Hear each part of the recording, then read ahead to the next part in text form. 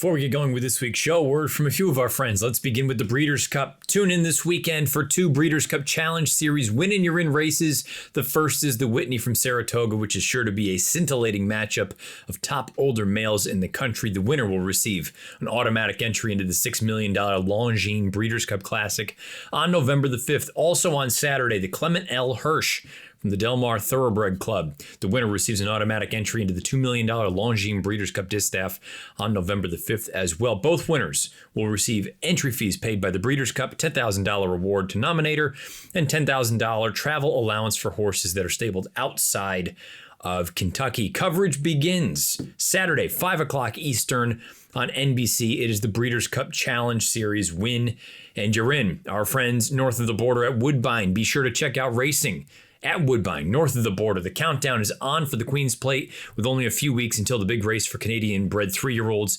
scheduled on August 21st. Additionally, this weekend brings us 3 stakes races. August 6th, the Ontario Colleen Stakes. It's a grade 3, 3-year-old fillies going a mile on the E.P. Taylor Turf Course. $150,000 guaranteed Ontario Sired Stakes. August the 7th, the Georgia Bay Stakes for 3-year-old fillies going 5/8 on the inner turf, $80,000 guaranteed for Ontario Sired Stakes.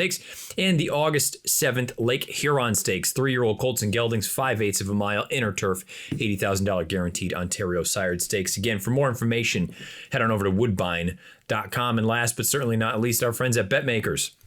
Fixed odds betting powered by BetMakers is back and in effect at Monmouth Park, and the early returns are fantastic, with 70% of winners paying more on fixed odds than they are on the tote board.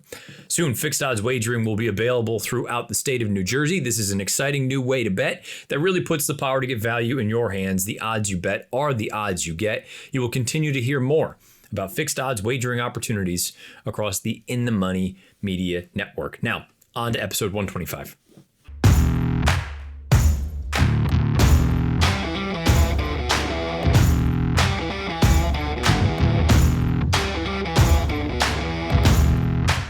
What's happening? Welcome into the Matt Bernier Show, part of the In the Money Media Network. My name is Matt Bernier. You can follow me on Twitter at Bernier_Matt. Today is Monday, August the 1st, 2022. It's episode 125 of the pod, however you listen.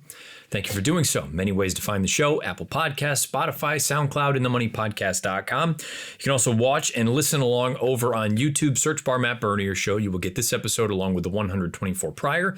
As always, wherever you take this thing in, please rate, review, subscribe.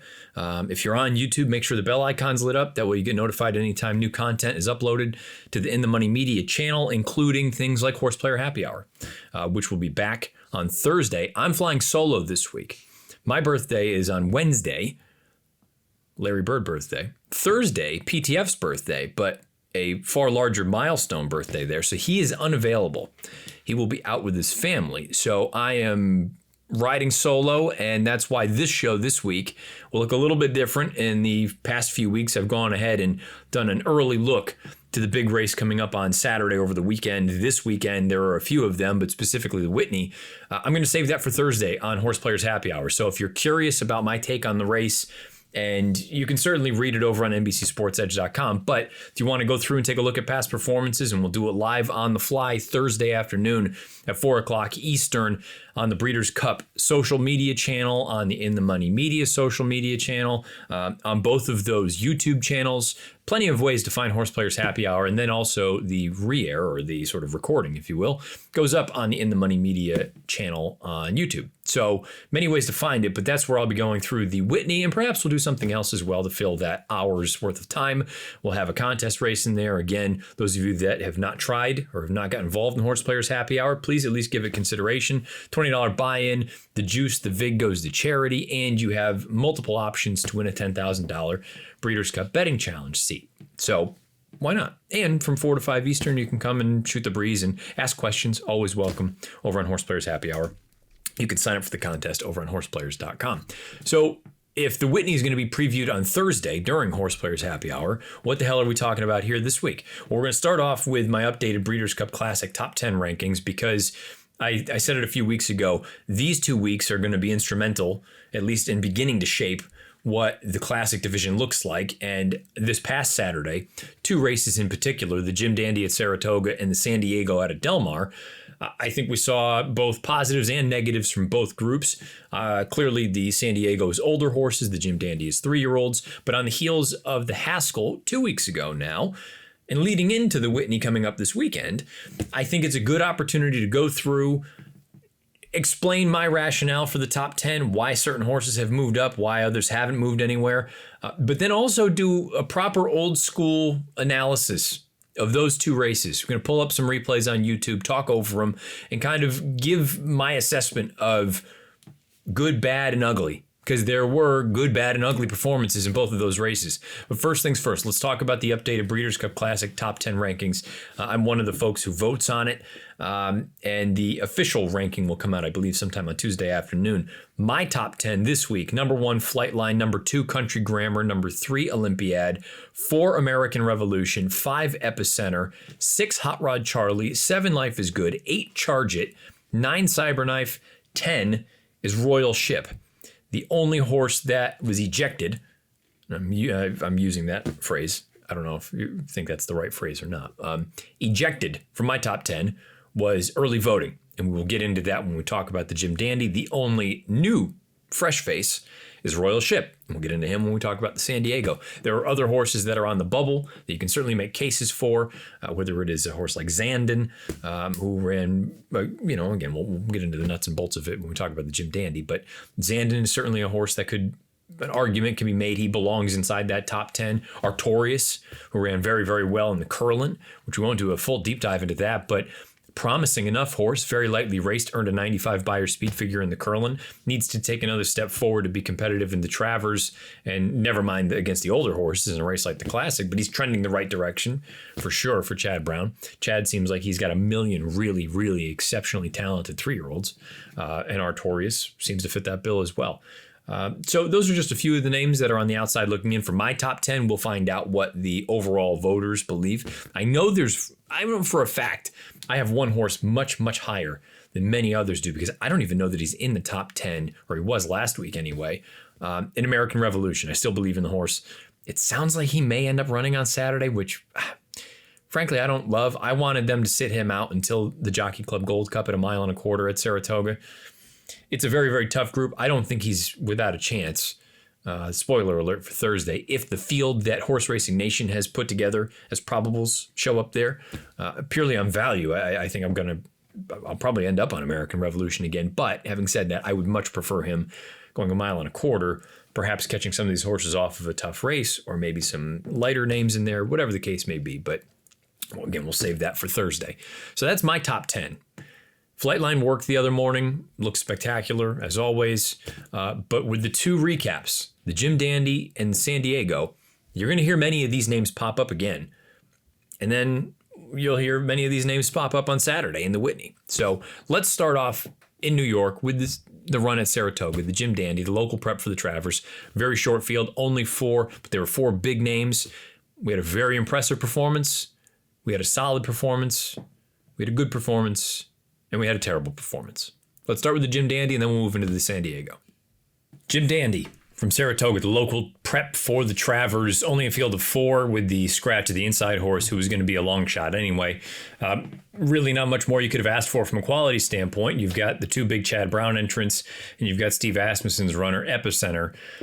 Early Voting looked like he was going to be controlling speed. I talked about it on this show last week. If he worked out the trip that I thought he was going to work out, he was going to be really, really tough to beat. And we're going to let the tape show he worked out the trip I thought he was going to work out, and he was absolutely terrible. And also, to be fair, don't want to completely gloss over Tawnyport. Good quality horse for Brad Cox, but against this group, certainly looked like the outsider. We're going to let the tape run. This is from the Naira YouTube channel. You can go over and find this video there. They break from the gate. Early Voting breaks alertly, as does Tawnyport. Epicenter a little bit sluggish, which has become a bit of a trend. I'm not going to go as far as to say alarming, but maybe it's something to at least keep in the back of your mind when we're talking about some of these races going forward. Early Voting streaks out to a very comfortable lead. In the grand scheme of things, you see Ears Up, Really Loving Life beneath Jose Ortiz. Flavien Prat and Zandon take up the chase in second, about 2 lengths off of it. Now, that's kind of a critical area that some folks have brought up, and I agree 100%. Zandon is not a horse that wants to be on the chase. he wants to basically pull the trip that Epicenter pulls in here. But I have to be honest, there was no scenario that I drew up in my head that would have had Epicenter last, chasing what I think for this level of company is a moderate tempo, and for him to win as easily as he did. There was just no scenario that I could have put that together. Zandon's traveling very well, as is Tawny Port. Now you see Jose Ortiz peek under his shoulder down to the left on the inside. And whenever he starts to slowly just start kind of knuckling along, I'm thinking right now, you got to get some separation. And he's not getting away from Zandon, which is bad enough, but he's not getting away from anyone. He's not getting away from Tawny Port. He's certainly not getting away from Epicenter. And take a look at the back of the field. You're going to see Joel Rosario tip out now, about 4 paths off the rail. Jose's all in on early voting, and he's spinning his wheels. Like, oh, we're in deep water now. Zandon has dead aim, but look at Joel. I say 4 paths, probably closer to 5 paths off the far turn. Never really asked this horse for his best. His best. And I feel like this is a prime example of a horse that his resume is not as good as his talent is. He is a better horse than what the paper would suggest based on accomplishments, because Epicenter, I don't know how you could come to a conclusion that he's not one of the best, if not the best 3-year-old in the country. He's defeated Zandon on the square 3 times. He's been a bit unlucky in a couple of big races. The Kentucky Derby, I say unlucky. I mean, I think he ran the best race. He didn't win, but given his relation to the pace and all that sort of stuff, I thought he was the best in there. The Preakness, he breaks slowly, has to try to rally from off the pace on a day where the track was kind of speed. That didn't work to his advantage. And then he comes here, and it is nothing more than a means to an end to get to the ultimate prize, the Travers. But he was much the best in this spot. So it's hard for me to look at Epicenter and think anything other than he's just the best right now from this group. Zandon, I thought, ran better than I thought he would. But then again, I expected him to move forward. I mentioned it last week. He had paired up career buyer tops of 98. I thought we'd get into a low 100, 102, 103. We got the forward move, but it wasn't a massive forward move. Now, you can look at it and say, and I agree with this, that again, his running style, that's not what he wanted to do. He doesn't want to be the one taking up the chase. He wants to take back and make his run. And you would hope in a race like the Travers, he's going to have more pace to run at and things like that. But I voiced my concern about his ability at 10 furlongs last week. I voiced it on Happy Hour last Thursday. I don't know that I look at him as a 10 furlong horse. I fear that as you go longer, he doesn't actually get better. Now, could he move forward? Absolutely. But I think Epicenter is better suited for 10 furlongs. I think Cyberknife's better suited for 10 furlongs. I think some of these other horses that we've talked about, Artorias, he may not be as fast as Zandon right now, but he's not that far off. That 95 buyer he earned in the Curlin, I look at him and think he wants to run all day. Zandon, I think, is an exceptionally talented racehorse. Don't get me wrong. I'm just not ready to go all in on him from a Travers standpoint, or basically a 1.25 mile standpoint. Tawny Port runs well, career best from a numbers standpoint, but I don't know that I really view him as talented as some of the best, despite the fact that he didn't run last in here. And the disappointment of the race is early voting. If we're calling a spade, he was dreadful. And I don't know what you want to do with this going forward. So basically, here's my assessment of the 4 horses. Because it's a little bit of good, bad, and the ugly. Epicenter, as I just said, probably the best of this group. A little bit disappointing, and I know it's a prep, but he's now earned a 102 buyer in 3 of his last 4 races. He's remarkably consistent. But now I'm starting to look at it and say, well, where's the forward move coming from? When are we going to take that forward step? Maybe it is the Travers. Maybe he gets up into the high 100 range. But when I'm thinking about the horses that I have ahead of him in my Breeders' Cup Classic rankings, he still has quite a bit to find. And the 3-year-olds this time of year, we've talked about it before, they can absolutely move forward, and you expect the good ones to move forward. My only worry with Epicenter is he really hasn't gotten any better purely from a number standpoint from the beginning of this season to this point now. 98, 102, 100, 102, 102. Consistent, very, very good. Not good enough right now to run with Olympiad. Certainly not good enough to run with Flightline. Not even good enough to run with Country Grammar or American Revolution, purely on figs. Zandon, my big takeaway is he ran better than I thought he would given the trip. I'm still not sold at 1.25 miles. But he deserves the opportunity to find out. There's no two ways around that. He dances all the dances. But if you're looking at it from sort of a, let's say contrarian standpoint, well, he's now been beaten by Epicenter 3 times. Why? What indication is there that he's going to beat him next time? That the 4th time is going to be the charm? I think you have to at least think that Epicenter may just be a better horse. And I said that after the Kentucky Derby, and maybe it sounded like I was slighting Zandon, and I'm certainly not. He's probably of the 5 best 3-year-olds of this crop, and it's a good crop. But Epicenter just has his number, I feel like. And that's with Epicenter, keeping in mind, he's rallying from well off the pace with this trip that, I don't know. I mean, I look at the fractions, 24-1, 48-1, 12-1, 30. I mean, they clipped off 24s, basically. You would think that would work to the advantage of a horse that has a little bit more of a forward positioning than the one rallying from last. Maybe that'll be proven wrong in the Travers at the end of August, but I'm having a difficult time drawing up a scenario where I think Zandon beats Epicenter. Tawny Port, I suppose, is interesting if you're looking at it. He's going to be a big price in the Travers. He was nearly 9-1 in this race in a 4-horse field. He'll probably be at least 9-1 come Travers Day if they choose to go there. But I wonder if he ends up sort of wherever Cyberknife goes, Tawny Port goes the other one. So if it is Cyberknife to the Travers, maybe Tawny Port goes to the Pennsylvania Derby or vice versa. And early voting. I read a quote in the Daily Racing Form from Chad Brown, and he brought up that, maybe I didn't have early voting ready to go. I did Nick Luck's podcast a little bit earlier, and I said, that to me sounds like Chad being a good CEO saying, look, I am the one to, this starts and ends with me, and maybe I didn't have him ready to go. I think Chad had him ready to go. I just don't think the horse was very good. And it's supremely disappointing for a horse that had not really run a clunker in his career. Now, you can go a few different ways with this. Maybe he did need the race off the layoff. We hadn't seen him since the 3rd week in May. Been gone for a little while. Maybe he didn't like Saratoga, which is certainly an issue if we're talking about a race like the Travers. Maybe something else happened that we don't know about. But I don't think this is a lack of preparation from Chad Brown. That's my opinion. I could be entirely wrong. But I don't think this is Chad not having him ready to go. I just thought he wasn't very good. And that's okay. Sometimes horses aren't very good. And it's a disappointing result for me because drawing the race up, as I said last week, I'm having a hard time. If early voting goes, someone else needs to keep him company to soften him up, but then they could possibly compromise their own chances, which I suppose you can say that was Zandon. Or he waltzes on the front end and kicks away and nobody can go and catch him.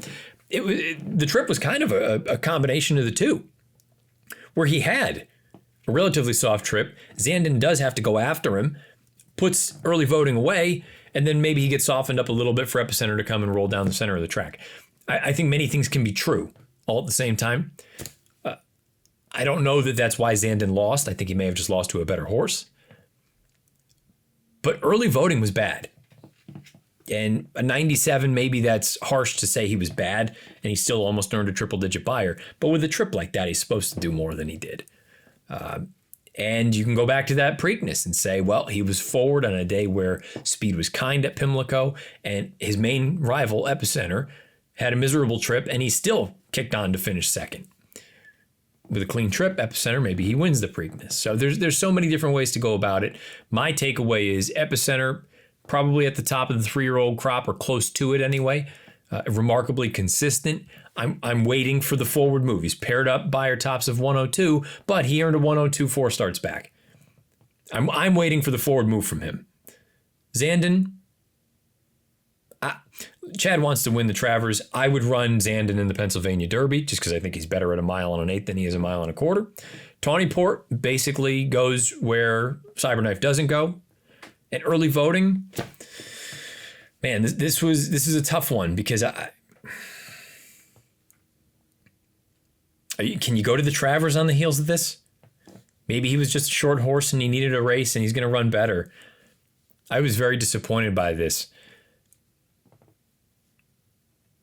I would be inclined to go where Zandon doesn't go. So if Zandon's going to the Travers, if I am Chad with early voting, I'm going to the Pennsylvania Derby, and vice versa. If Zandon, they want to go to the Pennsylvania Derby, I'm going to go to the Travers with early voting and hope that he just needed the race and he's going to move forward. 102 buyer for Epicenter. Visually was fantastic. Visually was better than that. But the clock is the clock. And I admire him. I have him fifth. And that there are faster horses beneath him. Big efforts from Hot Rod Charlie or Life is Good. On Saturday in the Whitney, Epicenter probably comes down a few pegs because those horses have already run considerably faster than Epicenter has. The reason I have Epicenter as high as I do is I don't think 10 furlongs is a problem. I'm not convinced of that with Life is Good just yet. And with Hot Rod Charlie, he's lost races he shouldn't lose. Epicenter has that. Go and get him, I think, anyway, in my opinion. And I'm curious to know everyone's thoughts beneath the video player on YouTube about this year's Jim Dandy and how it sets up for the Travers. And even longer down the road, how does this potentially set up for the Breeders' Cup Classic? Are all of these classic horses? What do you do with the Preakness winner?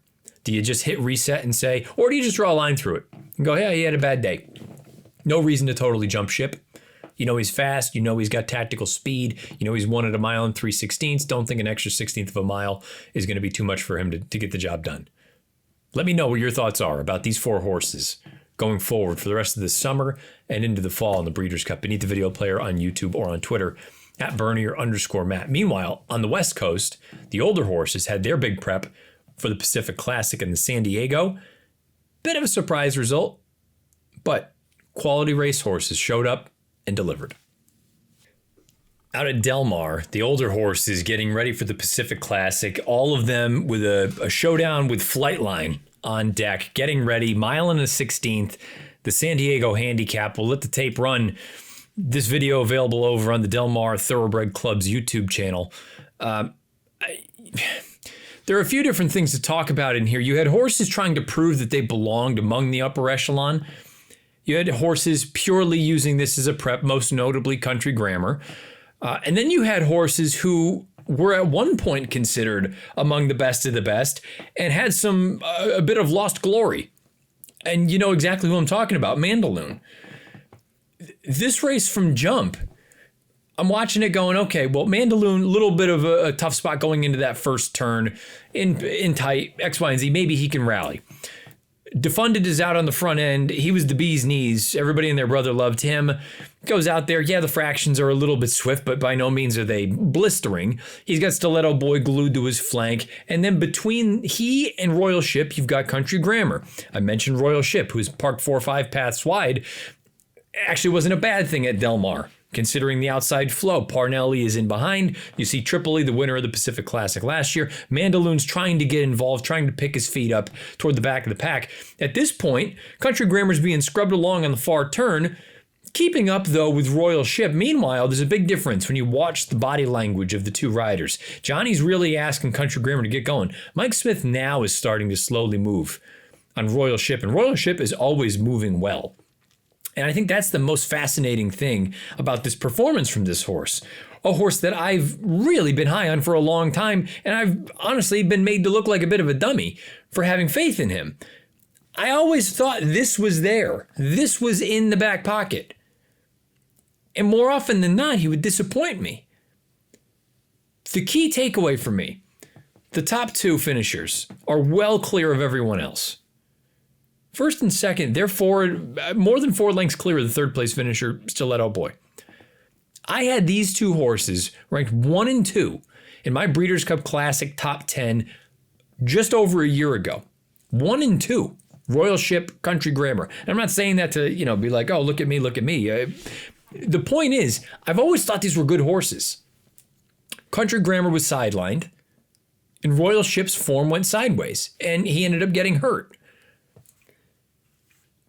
The question now becomes, Royal Ship had, I don't want to say everything his way in here, but he had a lot of things go his way. Outside flow, it was nothing more than a means to an end for Country Grammar. Some of these other horses didn't fire. Is Royal Ship of the classic quality? Or is, I don't want to call it a tease, but I mean, via DRF's formulator product, pull up these PPs. I mean, he has been a bit of a tease more often than not. But these two races, for those of you that are listening, I'm moving my cursor over the Californian and the Gold Cup from Santa Anita, or the Hollywood Gold Cup from 2021. Those are the two races that, in my eyes, set Country Grammar and Royal Ship apart. And why I had them rated as highly as I did last year. Because they had both run fast in those races, and they showed versatility. And a mile and a quarter wasn't going to be a problem for either of them. And then Country Grammar gets hurt. The whole Baffert suspension happens. Royal Ship, or not the suspension, but you get the point, that he ended up getting shipped away from Baffert to Pletcher, and he got dinged up, never got to run in New York. Royal Ship is in great position, it seems like anyway. Goes into last year's San Diego, runs terribly. Comes back in the Peak Classic, runs terribly. Sidelined with an injury. Comes back off a lengthy layoff, fires a big shot. Comes back in his most recent start, terrible. Comes back here in the San Diego, looks really good again. I don't know what version of him you're going to get. It was good enough for me to put him back into my top 10, to make him 10th. But I don't know that I can trust him. And maybe someone out there has a better read on this horse than I do. I know the talent is there. But I don't know what version of him is going to show up from race to race. I don't know. Speed figure wise, this was not an overly fast race. That's the other piece. A 102, when theoretically he had more or less everything go his way, a little hungry. Country Grammar earns a 99, and I thought it was a perfect prep for the P Classic. A horse that is very clearly a mile and a quarter type, coming off of a lengthy layoff. I like the way that he was finishing, again, inside that final eighth. 99 buyer, don't really care. Big gallop out. I'm looking at him as if he is that sort of high 100 buyer horse on his best day. Call it anywhere between a 106 and a 110. Royal Ship on his best day, I think, is a mid to high 100 buyer horse. 105, 106, somewhere thereabouts. Flightline needs to prove that he can earn a 110 going 10 furlongs. I don't think that'll be a problem, but if we're being honest, just purely being objective, he's never gone 2 turns, he's never gone a mile and a quarter. He'll have to do both of those things against a horse like Country Grammar, who has proven himself at that configuration multiple times in the past. He'll have to do it, in theory, against Royal Ship, and he'll have to do it against some other horses as well. So if you're looking to take a shot against Flightline, it's probably those reasons. That he's never gone 2 turns. He's going to have to run as fast as he's ever run, probably, to get the job done. And he'll have to do it against the World Cup winner in Country Grammar, who I think is primed and ready to roll for Baffert in the Pacific Classic. Beyond those top 2, you've got questions about everyone else. Stiletto Boy, I still think, and I said it last year, I said it leading into the Pegasus, there are races that he can win. He's a good horse. He's probably better than he gets credit for. The 108 buyer, I'm not fully buying into that from 3 starts back. And when I say I'm not fully buying into it, I'm not suggesting the number's wrong. I'm just saying that that's not really what he is. I would say he's a high 90, low triple digit kind of horse. To me, I'd be looking at, some races that fly a little under the radar. I wouldn't be trying to run in the P Classic with him. I wouldn't be trying to run in the Whitney or the Jockey Club or anything like that. I'd be looking to pick my spots. I'd be thinking maybe the Woodward, which is a bit of an afterthought. It'll happen at Aqueduct this year, going 9 furlongs. I'd be looking at something like that. where maybe you do catch a little bit of a softer field, but it's a grade 1 and you can probably be competitive in there. Mandaloun, I tweeted it on Saturday night. No, the trip didn't work out. But, I mean, this is now 3 consecutive really subpar efforts. The Saudi trip, the return effort in the Foster, which, granted, doesn't sound like that's what Brad Cox wanted to do. He had initially looked at another race. And then this spot here. I said it a while back. I would love to see them turn him back. Just to find out. Because right now he's not competitive at this level. He's just not. Turn him back to 7/8. The 4-go would probably be a very salty spot. You're going to deal with Jackie's Warrior. But if he's already out west, why not try the Pat O'Brien? And just see what you got. Maybe he's been a one-turn horse all along, and no, that kind of screws him for the Breeders' Cup, but who's to say you don't call an audible and say, okay, well, rather than the Classic or the 2-turn Dirt Mile being our year-end goal, maybe the Cigar Mile becomes our goal. One-turn, flat mile, assuming he proves that he can handle a one-turn configuration. I have no reason to think he can't. Go back, pull up his past performances. He's gone one turn twice in his career, and I'm not including the Saudi run. Just because he was just absolutely terrible that day. His first 2 starts, both victories from off the pace. I would at least try that. And Brad Cox knows a hell of a lot more than I do. But at this point, I don't need to see anything else from a big race standpoint going long. He's just not doing it right now. I would turn him back to 7/8, and if he can't do it then, I think you probably just throw your hands up and go, it's time for him to retire and go to the shed. Parnelli, I said I loved him going into it. I thought he tried. Not good enough. I kind of thought we would get a forward move. He paired up those 93s. 91 in this spot. Not a terrible effort, but clearly not as good as the top runners. Tripoli, bit of a disappointment, but his form last year was much better than it has been so far to this point. Defunded, I guess if you want to give him the benefit of the doubt because he was down on the inside and you wanted to be, on those outside paths. But this was a test for him, and he didn't pass it. And then Senor Buscador, and there goes Harvard. I'm not going to make a comment on either of them. They just didn't run particularly well. The top 2, I think, are good. Country Grammar, I still have him number 2 in my top 10. Royal Ship cracks my top 10, gets in at 10. I need some sort of assurance of consistency from him. Country Grammar, though, I think is sitting on his big effort in the P Classic. I would be surprised if he did not at least make Flightline earn it at Del Mar on Labor Day weekend.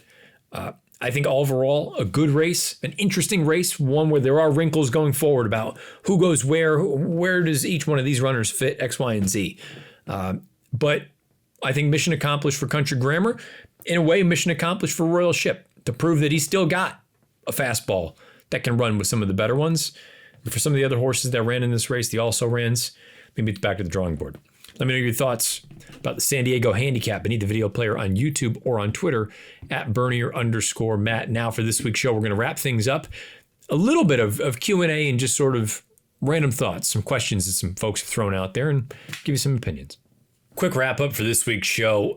A couple of performances from this past weekend that, I'm not doing the deep dive into. Thought American Theorem was really good, winning the run out at Del Mar. The Bing Crosby. I don't know if that stacks up as well as what we saw at Saratoga from Jackie's Warrior in the Vanderbilt. He's just way the horse to beat. And right now, I don't see anybody who's going to be all that competitive. I suppose Jack Christopher becomes interesting if he can shorten up to 6. But I still maintain he's much more of a dirt mile kind of horse than a Breeders' Cup sprint runner. Jackie's Warrior is just kind of a horse that I have no interest in trying to beat. Flat out at this point, it would take something unforeseen for him to not win a race, and that's no slight to a horse like American Theorem. I just think Jackie's Warrior is on another level right now. But a couple of comments from the past few weeks beneath the video player on YouTube, and I need to be better about this, but this can be something going forward, a little bit of a segment to wrap up some of these shows. Going back to last week's show, Peter Appleby Would love to hear your thoughts on the fillies and mares from this past weekend at the Spa and the Chuvie and the CCA Oaks. We got excellent performances from Clairiere and Nest, respectively. Clairiere was super game to get through on the rail, and Nest ran so well in the CCA Oaks. The Travers may be her next stop. The Travers, it sounds like there is a chance that she goes there. The interesting thing for me is just purely from a numbers standpoint, she's arguably the fastest 3-year-old that there is right now. Consistently, if you go back and you look at that Belmont Stakes, mentioned it following up in the Belmont, that number, the buyer number, could actually be on the higher side than what it was. Could have been up in that sort of 105, 106 range. With the way that she ran in that CCA Oaks, all of a sudden, it looks like you could have a couple of paired up mid 100 buyers, which sets up favorably against the Clarieres and the Malathots of the world. That Chuvie, I mean, I love Clairiere. I think she's really, really good. And maybe she is just better than Malathot at this point. But I do take Todd Pletcher's comments to heart that for whatever reason, she may have just been a little bit off going into that race because she never looked all that comfortable. And no, she's never been the flashiest thing out on the track. But usually you get a better effort from her than what we saw in that Chuvie. But take nothing away from Clairiere. I thought she was really strong. And again, that's a division that's fantastic. You know, the fillies and mares, they're just top to bottom. It's a really good group. Haven't even brought up Latruska's name. So many ways you can go in there. I'll be curious to see how that division continues to shape up over the course of the summer and into the fall. And then from 2 weeks ago, talking about when I've gone through and shown the past performances, which again, I'll do that for the Whitney on Horse Players Happy Hour coming up this week, this Thursday. I love the markups on your PPs from Brian Mueller or Brian Miller, depending on how you want to pronounce it. Do you make trip notes for every horse in every race? If so, when do you normally go back and review all the races in each horse? For many of the 3-year-olds or the horses that we're going to see and talk about frequently, I'll go back right after the race, make my trip note so it lives in DRF's formulator product and I don't have to think twice about it. For other horses or other races, let's say it's just a random day at Gulfstream Park. I'll go through and watch tape, and if there's things that are noteworthy, I will make a note, and it lives in there from then on. But it's not as though I'm not someone right now anyway, that could change in time, focused on one specific circuit. When that's the case, you have trip notes for all the horses. But when it's a little bit of a potpourri, a little bit of a grab bag that you're looking at races here and there and everywhere else, it's difficult to just sit there and have notes on every single horse. We all have lives and we got other things that we got to do. But for the most part, these stakes sort of races, I'll go back and make trip notes pretty quickly right then thereafter. And if there's an obvious trip, I'll certainly go ahead and make a note and then go into DRF's Horse Watch, plug that horse's name in there and make sure I get notified whenever that horse is coming back, whether they worked out or they're in the entry box, whatever their results may be. So thank you for both of those comments, and thank you to all of you who leave comments beneath the video player on YouTube or over on Twitter at Bernie or underscore Matt, excuse me. Please follow me over there again. Bernie or underscore Matt is where you can find me on Twitter. Thank you for listening to this week's show or watching this week's show. Again, for those of you that may have missed it at the top, or I don't know how you could, but Apple Podcasts, Spotify, SoundCloud, InTheMoneyPodcast.com. You can also watch and listen over on YouTube. Thursday, 4 to 5 Eastern, Breeders' Cup Social, In the Money Media Social, Horse Players Happy Hour. I'm flying solo. We'll be going over the Whitney. We'll be going over one of the races from Saratoga, which is part of the contest, which you can play along with over at horseplayers.com. Only a $20 buy-in. And as always, we would love for comments. Whether you've got thoughts on the races, you've got picks, you got opinions, I'll be sure to throw them out there. We've got producer AJ filling in for Craig this week. Craig, congratulations. He got married this past weekend. He's off on a honeymoon for a couple weeks, so that's good on him. But AJ, more than capable of filling in for Craig. Another one that goes back to the DRF days back of yesteryear. But so that's what we're looking at for the rest of this week. You can also find write-ups for these stakes previews that I do over on NBCSportsEdge.com. That's going to do it for episode 125 of this show. Until next Monday, when episode 126 comes out. Best of luck however you play, whatever you play, and wherever you play. This has been the Matt Bernier Show.